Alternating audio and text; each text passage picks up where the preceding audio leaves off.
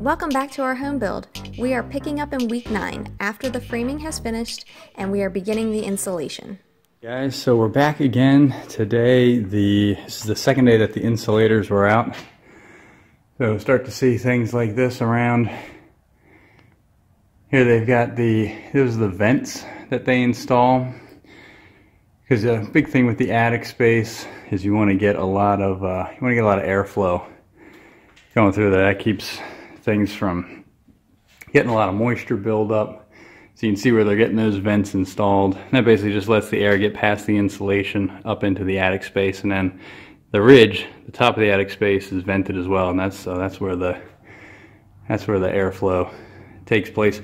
But you can see too, before they even started doing anything with the insulation, they've been caulking everything. Pretty much anywhere you've got, multiple 2x together, they caulk all of those joints. They fill tight all around the window frames. All of this, lighting's a little tough, but all of this is sealed. They spray foam all of that and cut it off flush with the window frame. They caulk all along the bottom plate of the wall.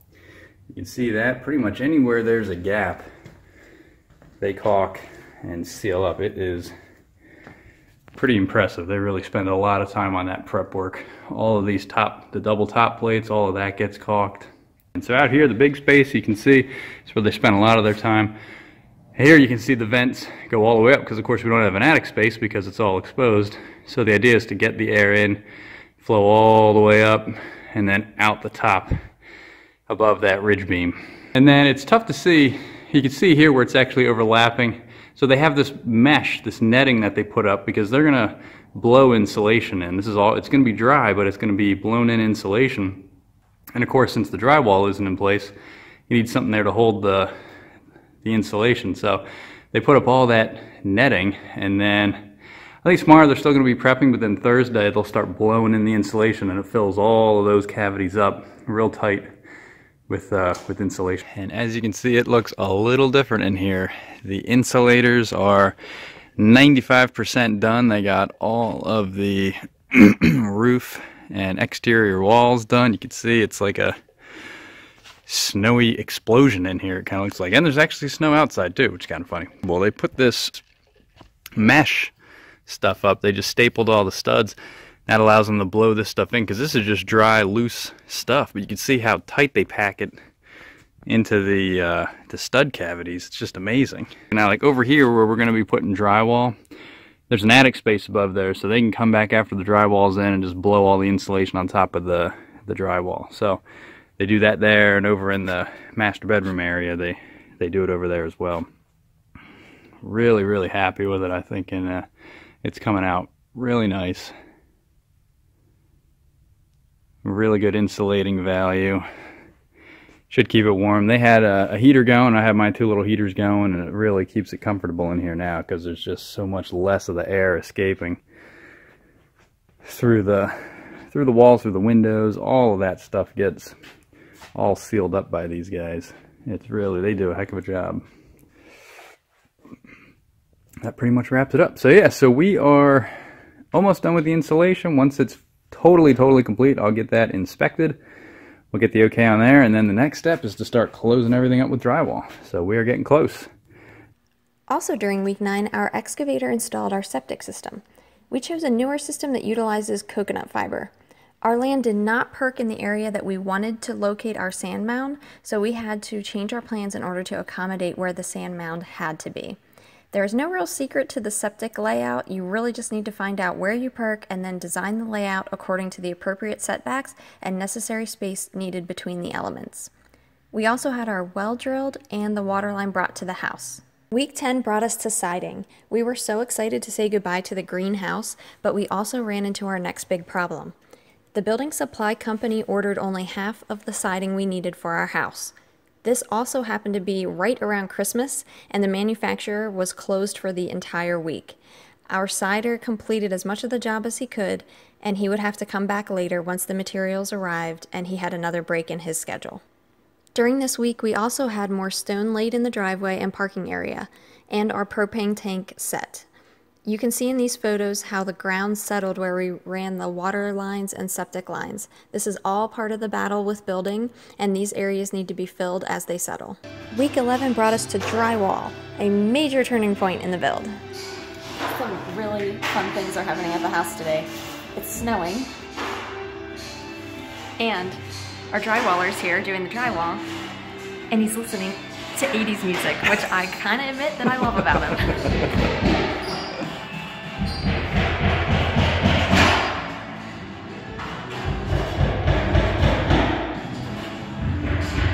Seeing the house for the first time with drywall in it started to give us a feel for all of the space that we were going to have. This was a huge step up from the 240 square feet in our RV that we had been living in for 3 years together. It was such a shock that I was obsessed with our walk-in closet.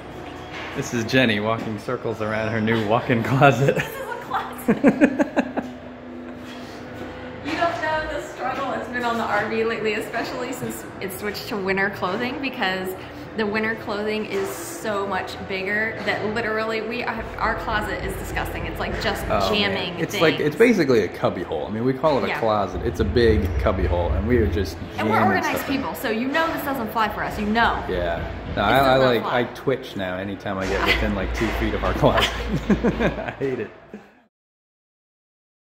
We are having the drywall finished this week, which is a huge milestone for the project. And then next week, we'll be looking at doing the trim and other things before the following week when they will be coming into paint. And then after the paint, we have a lot of finishes.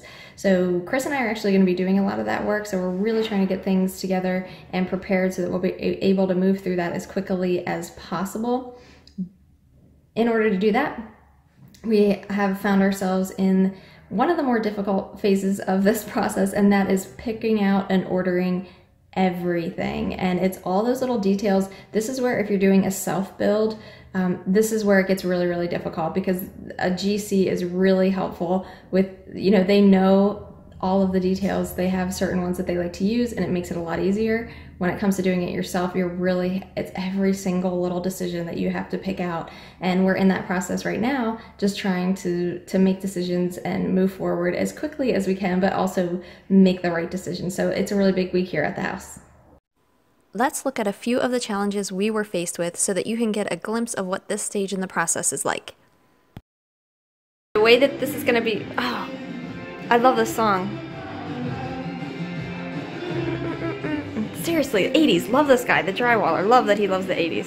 What is Chris doing? Measuring for the toilet, because yesterday we went and tried to order our countertop and our glass doors for the shower. And we realized the standard for glass shower doors is 28 inches for the door itself. And our door will come this way, and then this part will be a, you know, stationary piece. So that 28 inches is standard. As soon as you go, we originally thought, oh, we'll do 24 inches in here because of the toilet being right there. It would give us more room, but it is substantially more expensive. Like double. So we really need to go with 28 inches, so we're back out today to make sure that that will work. Will that work, Chris? Yes. It does? Yeah, I believe it'll work. 28 inches comes over. I made a little mark right here. So Okay. that's how far the door is, and the door would swing this way.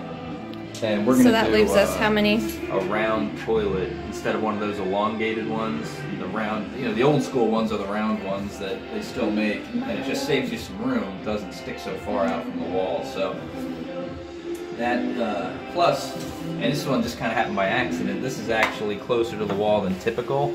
It's usually about 12 inches off, but you can also do a short rough-in, and we're a little over 10 inches, so that actually really worked out well. It saved us some room. So we're going to do a toilet with a 10-inch rough-in, and then just the round bowl on it. So we're probably looking about right about out here to the edge of the toilet. Okay. Roughly. And there's the door. And you there's can that, see. so the door will swing out this way. There's the door line. Comes here. Ish. There's the toilet line. So we're good. Yay! You did it! We're in good shape. We need to measure that beam for wrapping wood around it that we need to order now so that when we can get it in as soon as the painting's done, stain it, and attach it to the wall and install. Picking white. And we learn that white is the most misunderstood color in the book of colors, right? Yes, it is. There's about 50 whites to choose from. In addition to the challenges at the house, we were also facing some challenges in our living situation at the time. We were living in an RV that is not suited for all 4 seasons, but that was our home and it was an inexpensive way for us to live really close to our build during the process.